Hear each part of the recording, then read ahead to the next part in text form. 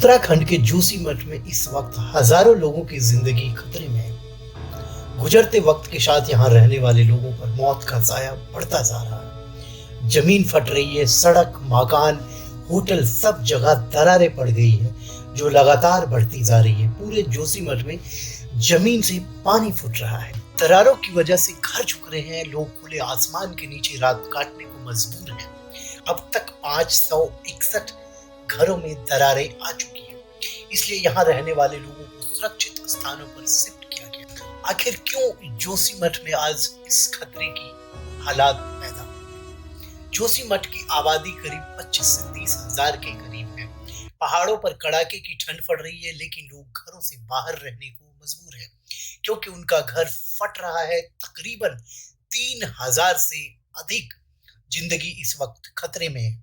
जोशीमठ में जमीन फटने के पीछे इलाके के लोग एनटीपीसी के Vishnugarh Tapovan hydro power project के लिए बन रही टनल को जिम्मेदार बता रहे हैं, जबकि एनटीपीसी हाइड्रो पावर प्रोजेक्ट के खिलाफ अब लोगों ने अपना नाराजगी जताना शुरू कर दिया। जोशीमठ की आबादी 25 से 30 हजार के करीब है और पहाड़ों पर कड़ाके की ठंड इस वक्त पड़ रही है, लेकिन लोग घरों से बाहर रहने को मजबूर हैं क्योंकि उनका घर फट रहा है।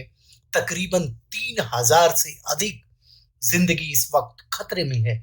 जोशीमठ में जमीन फटने के पीछे इलाके के लोग एनटीपीसी के Vishnugarh Tapovan hydro power project के लिए बन रही टनल को जिम्मेदार। वहीं जोशीमठ के हालात को देखते हुए इन प्रोजेक्ट्स को रोक दिया गया है।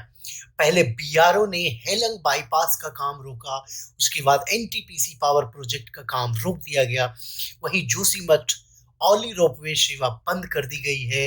रोपवे के टावर नंबर 1 पर जहां जमीन धंसी है, 2-2 हजार प्री फैब्रिकेटेड मकान बनाने की अब तैयारी सरकार कर रही है। वहीं एनडीआरएफ और एसडीआरएफ की टीम लगातार अलर्ट पर है। आखिर क्या है जोशीमठ का आध्यात्मिक महत्व? जोशीमठ का नाम ज्योतिर्मठ भी है। आदि गुरु शंकराचार्य के द्वारा स्थापित 4 मठों में से एक यहाँ पर है। 7वीं सदी में यह जगह कत्यूरी वंश के अधीन रही और एक समय में उन्होंने इसे अपनी राजधानी भी बनाया था। यहाँ भगवान विष्णु का एक मंदिर है जिसे वासुदेव नरसिंह मंदिर कहा जाता है। सर्दियों में जब बद्रीनाथ के कपाट बंद हो जाते हैं तब भगवान बद्री की प्रतिष्ठा इसी मंदिर में होती है। 6 माह श्री हरि यहीं निवास करते हैं।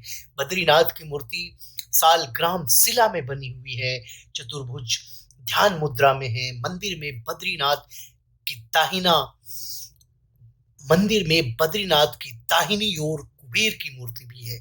उनके सामने उद्धव जी हैं तथा उत्सव मूर्ति है। उत्सव मूर्ति शीतकाल में बर्फ जमने पर जोशीमठ में ले जाई जाती है। उद्धव जी के पास ही चरण पादुका है। बाई ओर नर नारायण की मूर्ति है। इनके समीप ही श्री देवी और भूदेवी की भी मूर्ति है। बद्रीनाथ लुप्त होने की भविष्यवाणी। स्थानीय मंदिर में रखी भगवान नरसिंह की प्रतिमा का बायां हाथ लगातार छीन होता जाएगा और जब यह गिर जाएगा तब नर और नारायण नाम के 2 पर्वत आपस में मिल जाएंगे और तब बद्रीनाथ का मार्ग बंद हो जाएगा।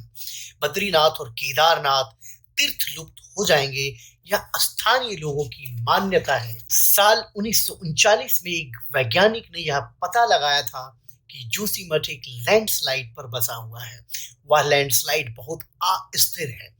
यहाँ पर किसी भी प्रकार की विकास कार्य करना या बसावट करना बहुत ही खतरनाक माना गया था। अब यहाँ पर पहाड़ों को खोदकर सड़कों का जाल बिछा दिया गया है।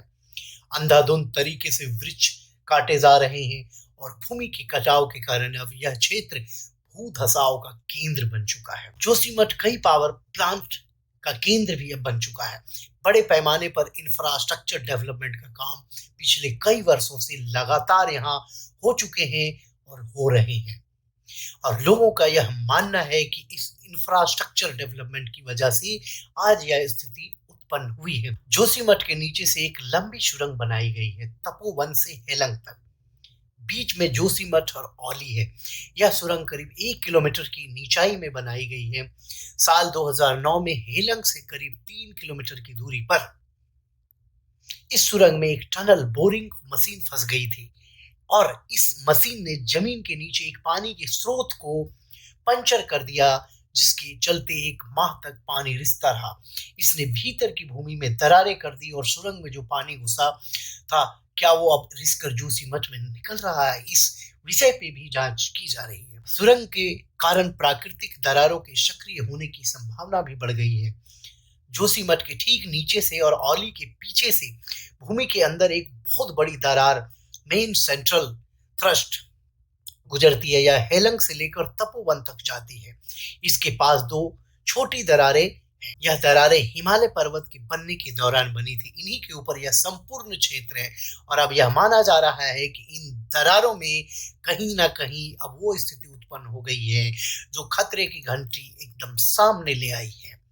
जोशीमठ से पहले एक सड़क बद्रीनाथ और हेमकुंड की ओर जा रही थी, लेकिन अब जोशीमठ को बाईपास करके नीचे से एक सड़क बनाई जा रही है, जिसके लिए पहाड़ की तलहटी को काटा जा रहा है और डायनामाइट लगाकर लगातार विस्फोट किए जा रहे हैं, जिससे चट्टान कमजोर होती जा रही है। ऐसा सिर्फ जोशीमठ के आसपास ही नहीं हो रहा, संपूर्ण उत्तराखंड में हो रहा है। अब यह आशंका व्यक्त की जा रही है कि भविष्य में जोशीमठ जमींदोज ना हो जाए। भले ही से जमींदोज में थोड़ा वक्त लगेगा, लेकिन यह प्रक्रिया शुरू हो चुकी है, ऐसा भूगर्भ शास्त्री अब मानने लगे हैं। जोशीमठ में जमीन दरकने की कहानी कोई नई नहीं है। स्थानीय लोगों के अनुरोध पर एसपी सिटी ने अहमदाबाद स्थित फिजिकल रिसर्च लैबोरेटरी से जुड़े नवीन जुआल और शुभ्रा शर्मा के साथ मिलकर इस क्षेत्र में दरकती जमीन पर एक अध्ययन किया था।